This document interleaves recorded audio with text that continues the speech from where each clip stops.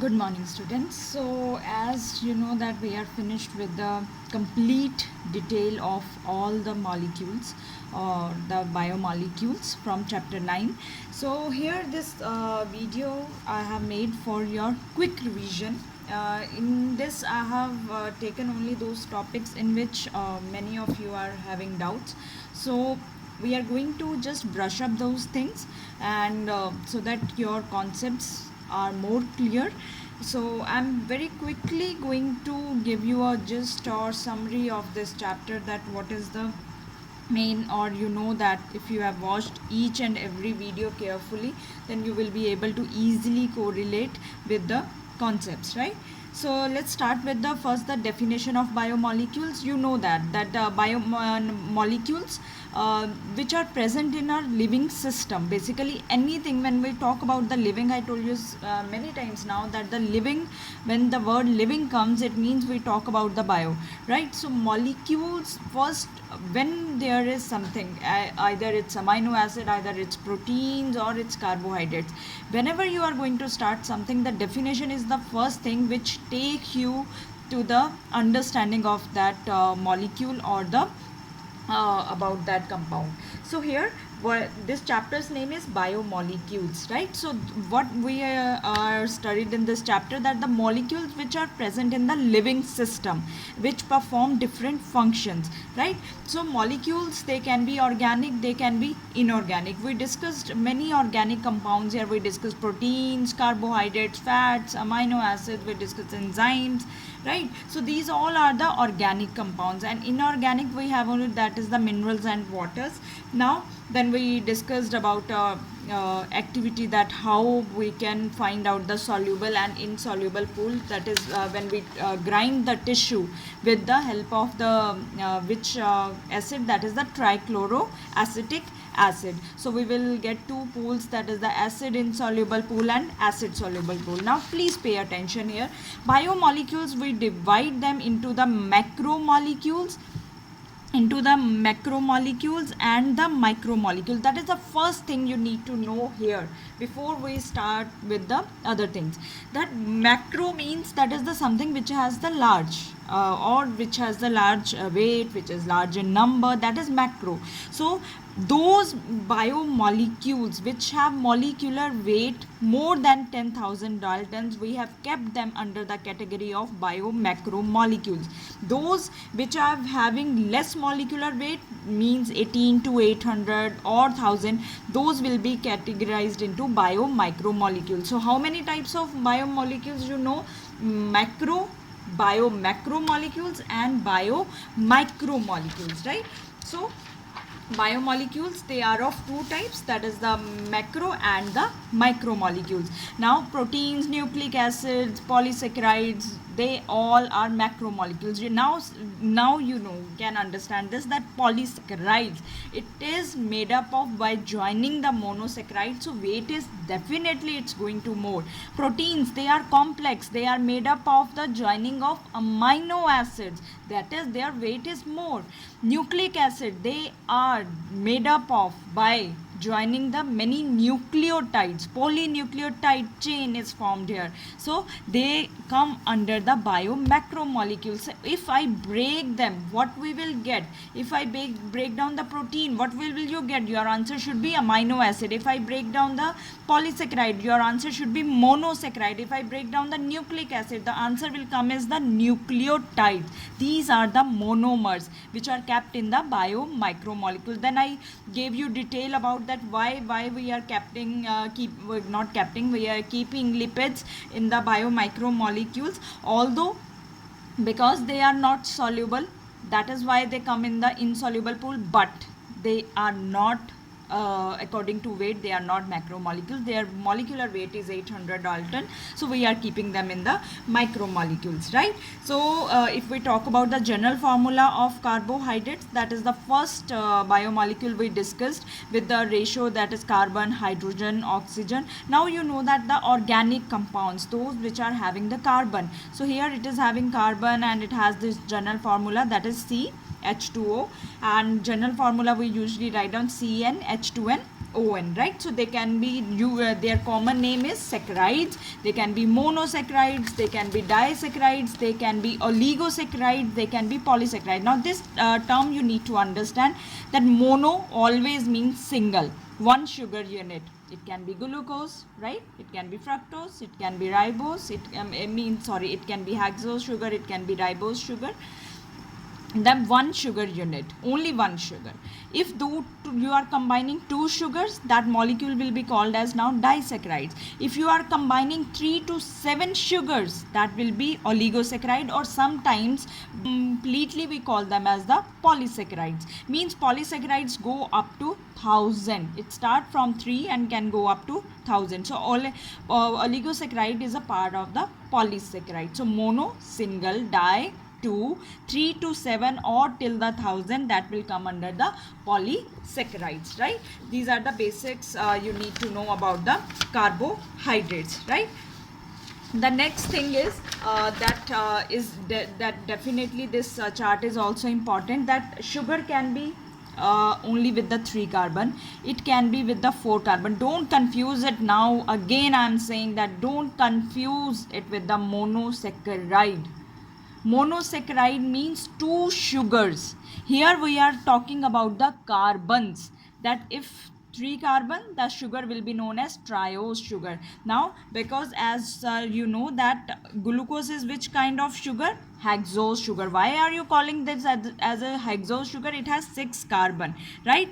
1, 2, 3, 4, 5 and 6 is extended. That is the meaning, that it is having 6 carbon, but this is a single sugar, right? So monosaccharide, it is with the single sugar. It can be glucose, it can be ribose, it can be fructose, it can be galactose. These all are the monosaccharides unit.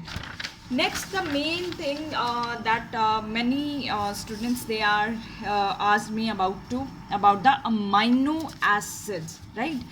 Very important molecule, amino acids. Again, first you need to, whenever you are going to study or read from the NCERT also, there should be few questions in your mind, that is it a micromolecule or it is a macromolecule. I told you now, proteins, they are made up of amino acid. So what is smaller unit here? Amino acid. So amino acid, definitely you don't need to just make a rote learning here, right? You can understand it, that when proteins break down, they break down into amino acid. So what do you call those small particles? A big molecule is protein, the smaller one is amino acid. That is why it is biomicromolecules. So definition is very clear, that it is a biomicromolecule.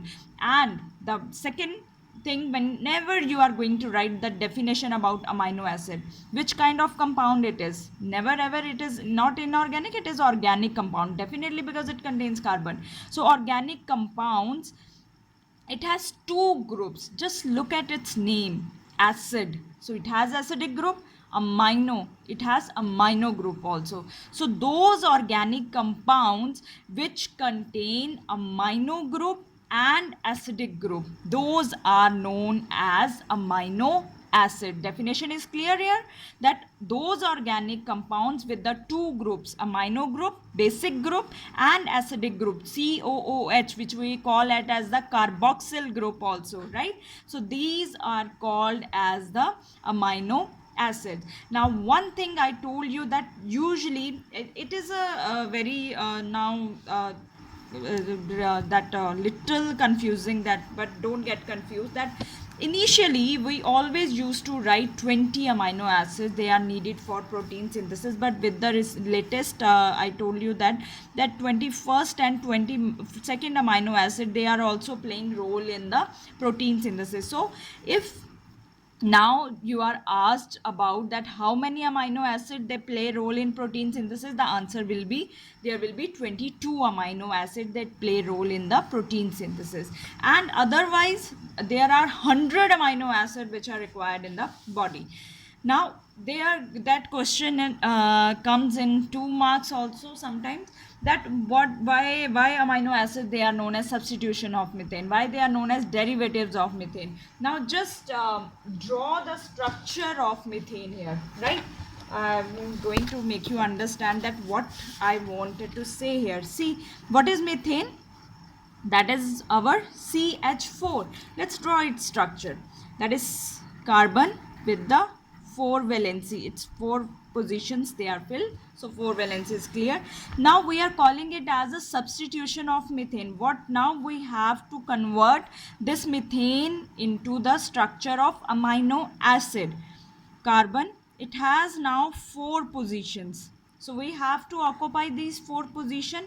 On its 1 position we have our basic group, right? And on other position we have our acidic group, because it is made up of amino and acidic group. One side we have H and another side we have our functional group. This is the structure of your amino acid. Clear? I hope there is no doubt that why they are known as substitution of methane. We are all these groups, they are occupying the 4 valence position of the carbon, which are the occupied by hydrogen in the methane, right? So now on the basis of amino group or number of amino group and carboxylic group, they are can be of 3 types. That is sometime also again come in exam, that what is acidic amino acid, what is basic amino acid, what is neutral amino acid. Explain with the example. Simple. Acidic means carboxyl group is going to be more. So if carboxyl group is more, right, or if amino group is less than carboxyl group, the amino acid will be acidic. If amino group will be more than the carboxylic acid, your amino acid is going to be basic. Neutral always means they are going to cancel out, so amino equal to carboxylic group, that is called the neutral amino acid. Example, here we discuss the 2 examples of acetic acid, glutamic acid and your aspartic acid. When I gave you a chart, I gave you a full description of 22 amino acid. You can now know 3 examples of basic amino acid: lysine, arginine, then there is one more, histidine, right? So these are the examples of basic amino acid. Neutral, there is glycine, there is alanine, the simplest one, right? So you can write down multiple examples now, and if you are clear with the structure, these types are clear. Then there is come the difference. Difference is asked as what is essential and what is non-essential. Very see, essential, which is going to be important. So when our body cannot synthesize a particular amino acid, it means that is essential, but they need to be in our diet. They are essential for us, and one of the essential amino acid is tryptophan. Now sometimes in MCQs, that is also this is a aromatic amino acid also. This amino acid tryptophan, this is aromatic amino acid. You can add in your notes that aromatic amino acids are those which have benzene ring in their structure or aromatic ring. Non-essential amino acid, they can be synthesized by our body, like the glutamic acid, aspartic acid and the alanine, right? So very 2 points with the example you can easily write down. One, our body cannot synthesize, they are essential. One, our body can be synthesized. Example of essential is tryptophan, and here mostly they are acidic. Glutamic acid, aspartic acid, they are the non-essential amino acid. Then there comes, here is the structure. I gave you the idea about the now structure. Structure is not difficult to make now. Just see, you know the basic structure here, right? This is the basic structure of amino acid. If I tell you that convert this structure into the glycine. What is glycine? Simplest amino acid, right? Now C, NH2, COOH. What is placed in glycine in place of R? Only H. That is the simplest amino acid, which is called glycine. If you know the basic structure, you can add on this number of make the number of structure of amino acid. Now if I asked you about the let's make the structure of alanine, right? Alanine, what is present in alanine? What is the functional group? Before I draw, you should be able to tell that or recall what should be there. Methyl group, right? That is the CH3. What is this? This is our alanine. Do you need to remember that? No, you need to only understand that you have to just substitute them. I mean, in the functional group I have just added CH3. If I have to put CH2OH, what will be that structure? That will be now my serine, right? COOH, right? Then there is H, then there is NH2, and here it is CH2OH. What is this amino acid? This is our serine. These are our amino acids with the simple structure or the simple basic structure, right? I hope you are clear with their structures. Now let's talk about I'm not going to talk about bond here because I'm taking bond separately. The first thing I'm taking here is the zwitterionic structure. Very, very important structure. Many times they are many of you are having problem in the structure of zwitterion. First, for zwitterion structure, again let's draw the common structure of amino acid. What is this? This is our amino acid, the common structure, right? This structure is very clear to us. Yes. Now look carefully here. What we have saying that what is zwitterionic structure? Zwitterionic is that molecule, that structure which contain equal number of positively charged and negatively charged functional group. Now, is there any charge on this right now? NH2 and COH? No. Right now we are not able to observe any. I have not drawn any kind of ions here. Now let's see. When we are adding our amino acid in a particular solution, every solution has a specific pH, right? Every solution has a particular pH. So now what happened if you are giving, if your solution is with the high pH, what will happen there? What will happen that you can write it down. I'm putting here just for easy thing so that I can make you understand of the charging. Now this COH has now lose its COO negative. It has become, now what has it lose? It was COH, now H is removed here. So we have removed H. Clear? We have removed H. When H is donated or given by this structure, this now structure becomes anion. This structure is known as anion. And where it is observed? It is observed always at high pH. So it means at high pH you will observe this kind of structure.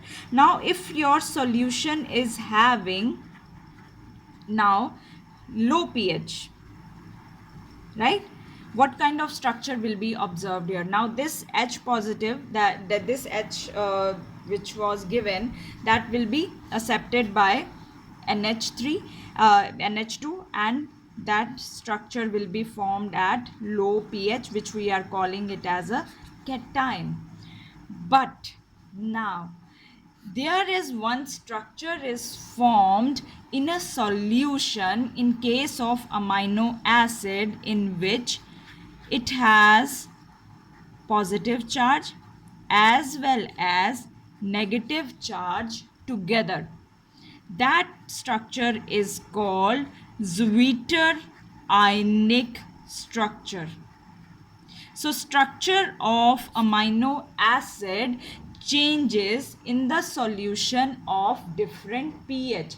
So Zwitter ionic structure is that even in the solid state this kind of structure is observed, not even in the solution, but if you put your amino acid or dissolve it in a water, a simple structure is observed that one will lose its H positive and one will contain the H positive. So we have a ionic structure that is called Zwitter ionic structure.